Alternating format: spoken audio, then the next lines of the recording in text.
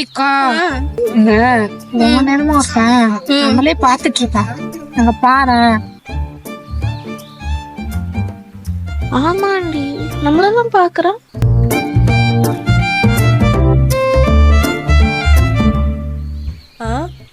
ஹரிதானது, இவன் இந்த பொண்ணுங்களை இப்படி குறுகுறுன்னு பாத்துட்டு இருக்கான்.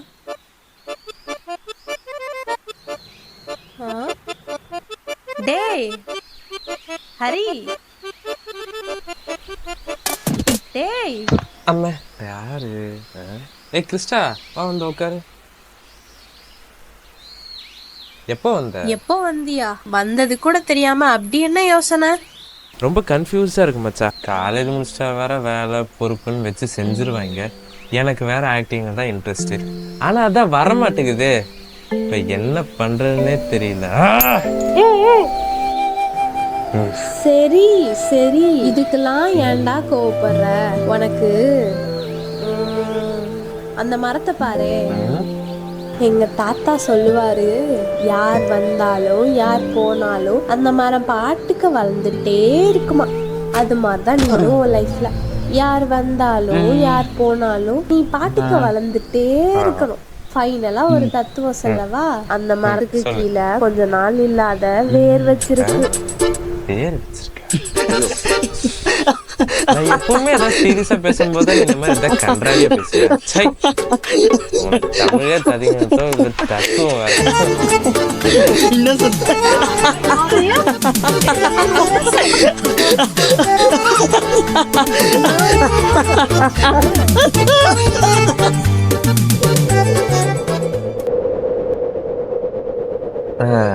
ஏப்பா தூக்கவே மாட்டேங்குது.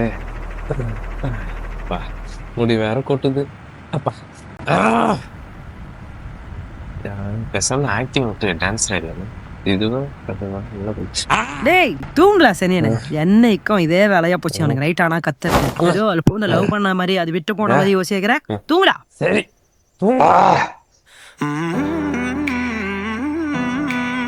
நம்ம என்னென்னமோ ஆசைப்பட்டு ஒரு காலேஜ் சேருவோம்.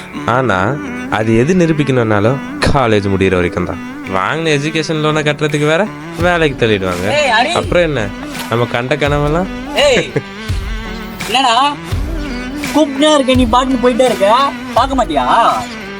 என்னாச்சு? ஏய் என்ன அவ்வளவுதானா, பேச மாட்டியா? சரி நான் கிளம்புறேன். உங்களுக்கும் சிரிப்பது இல்லை? ஆமா, எனக்கும். ஒருத்தர் லவ் ஃபெயிலியர் கூட இவ்வளோ யோசிக்க மாட்டான். ஆனா நானு சில பேர் கஷ்டமா இருக்குன்னு சொல்லி பாதியிலே நிறுத்திடுவாங்க. சில பேர் கஷ்டப்பட்டது வீண் போகக்கூடாதுன்னு சொல்லி திரும்ப ஆரம்பிப்பாங்க. இதுல நீங்க எந்த ரகம்னு நீங்களே முடிவு பண்ணிக்கணும். யாரு இது இல்லை, யாரோ மண்டைக்குள்ள வந்து மோட்டிவேஷன் கொடுத்துட்டு போறாங்களே. சரி, எப்போவுமே நம்ம சாகிறதுக்கு 7 செகண்ட் முன்னாடி பண்ண வேண்டியது பண்ண போகிறதுலாம் கண்ணு முன்னாடி வந்துட்டு போகணும்னு சொல்லுவாங்க. அது உண்மைதான் போல.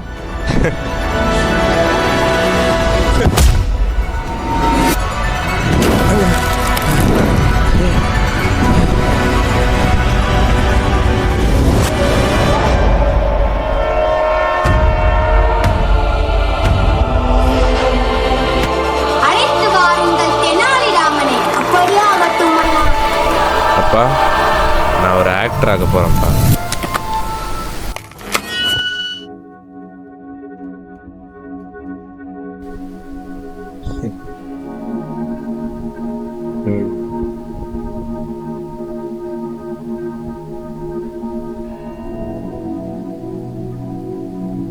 நான் ஒரு ஆக்டர் ஆக போறேன்.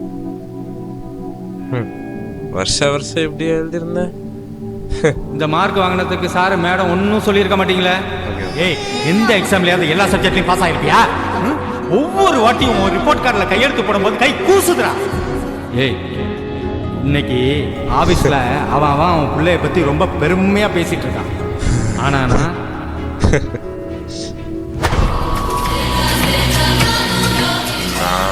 ஒரு நல்ல ஆக்டர் ஆவேன். நான் தான் இந்தியாவின் பெஸ்ட் ஆக்டர்.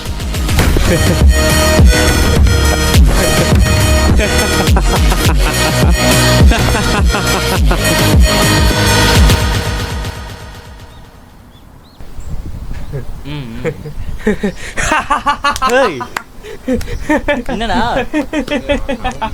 ஹரி என்ன உட்கார சொல்றா என்னாச்சு ஏன் என்னாச்சு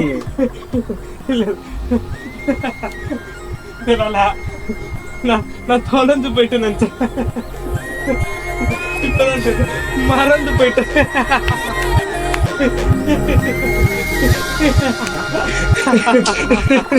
புரியாது